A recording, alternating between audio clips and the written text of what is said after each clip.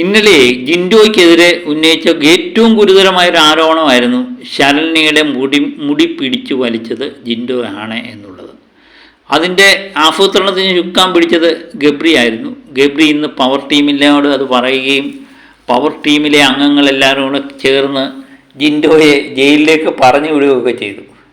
ഈ ഫോട്ടോയിൽ നിന്ന് തന്നെ നമുക്ക് വ്യക്തമാണ് ജിൻഡോയുടെ കൈ അന്നേരം സ്വതന്ത്രമാണ് എന്നുള്ളത്.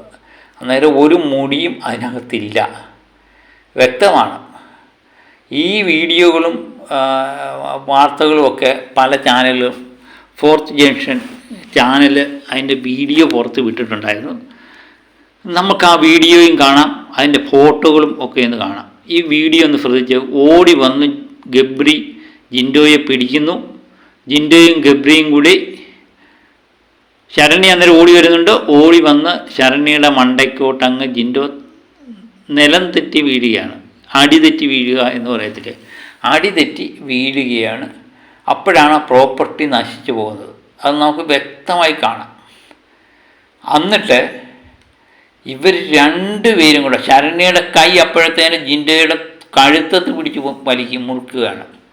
എന്നിട്ട് രണ്ടുപേരും കൂടെ ചേർന്ന് ആ പാവം മനുഷ്യനെ ശ്വാസം മുട്ടിച്ചിട്ടാണ് ആ കോയിൻ അതിനെ മറിച്ച് എന്നിട്ട് വിളിച്ചു പോകുമ്പോൾ മറ്റു മത്സരാർത്ഥികൾ ഓടി വരികയാണ് ആ സമയത്ത് ചെയ്യുന്നത്. നമുക്ക് ആ ദൃശ്യങ്ങൾ കണ്ടു, ഒന്നും കൂടെ കണ്ടു.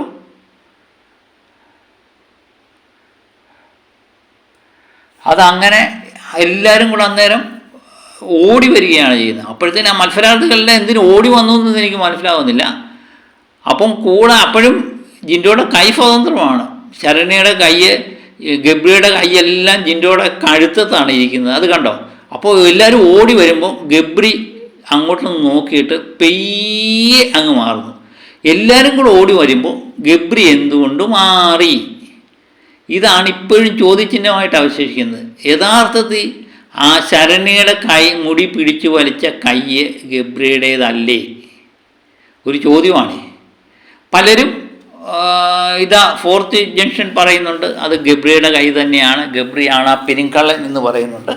എന്നാലും ചിലവരൊക്കെ പറയുന്നു, നമുക്ക് ആ വീഡിയോ ഒക്കെ ദൃശ്യങ്ങളിൽ പരിശോധിക്കുമ്പോൾ നമുക്കും അത് തന്നെയാണ് തോന്നുന്നത്. എന്നാലും ഒരുപക്ഷെ അർജുൻ്റെയോ പിടിച്ചു മാറ്റാൻ വന്ന മറ്റു ആരുടെയെങ്കിലും കൈയാകാം.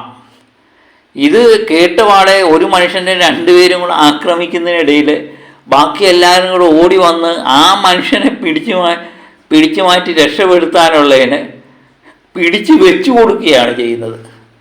അതാണ് നമുക്ക് ദൃശ്യങ്ങളിൽ നിന്ന് മനസ്സിലാവും. അപ്പം കുറ്റം ചെയ്യുന്നതെല്ലാം ജിൻഡോ. അപ്പോൾ എനിക്ക് തോന്നുന്നു ജിൻഡോയെ സംബന്ധിച്ച് ജിൻഡോ ഇതെല്ലാം സമ്മതിച്ചു കൊടുക്കുക. ജിൻഡോ ഇതിനെതിരെയൊന്നും ഒരക്ഷരം മിണ്ടുന്നില്ല.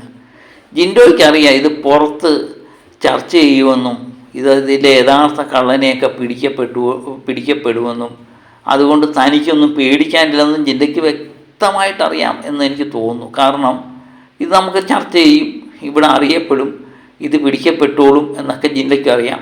അത് തൻ്റെ ഇമേജ് കൂട്ടാനും വോട്ട് കൂട്ടാനും ഇടയാക്കത്തുള്ളൂ എന്നും ജിൻഡോ അത് പഠിച്ചിട്ടുണ്ട് എന്ന് തന്നെയാണ് എനിക്ക് തോന്നുന്നത്. അല്ലെങ്കിൽ എല്ലാ കുറ്റങ്ങളും സ്വയം ഏൽക്കുന്ന ഒരു ഇതാണ് ഇപ്പം ജിൻഡോ കാണിക്കുന്നത്.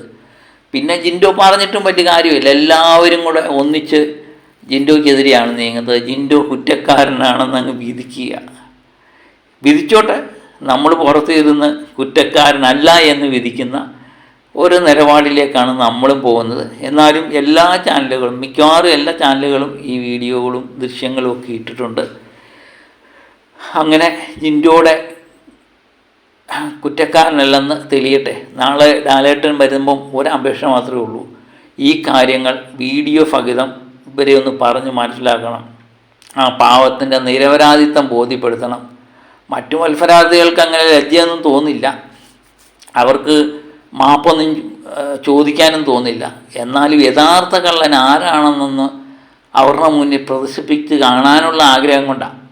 അങ്ങനെ ചെയ്യുകയാണെങ്കിലുണ്ടല്ലോ ആ എപ്പിസോഡായിരിക്കും ഏറ്റവും മികച്ച എപ്പിസോഡെന്ന് ഞാൻ നിസ്സംശയം പറയും.